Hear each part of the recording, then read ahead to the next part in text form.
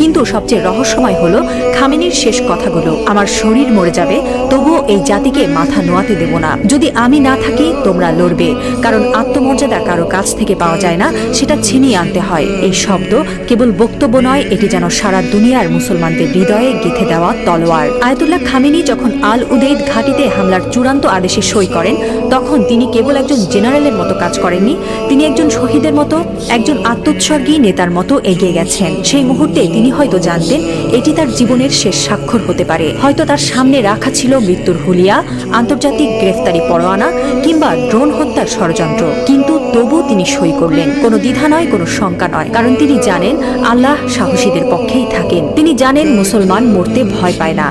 যারা আল্লাহর পক্ষে থাকেন তারা জানে মৃত্যু মানেই পরাজয় নয়, বরং আত্মত্যাগী বিজয়ের শুরু। এই একজন মানুষ এখন আর কেবল ইরানের নেতা নন, তিনি হয়ে উঠছেন সারা বিশ্বের মুসলিম উম্মার প্রতীক। একজন বিশ্বাসী, একজন অটল মুজাহিদ, একজন সাহসী পিতার মতো তিনি বলছেন, আমি থাকি বা না থাকি তোমরা লড়বে। হ্যাঁ মুসলিম উম্মাহ, তোমরা মাথা নিচু করো না। লা ইলাহা ইল্লাল্লাহ, আল্লাহ ছাড়া আর কোনো ইলাহ নেই।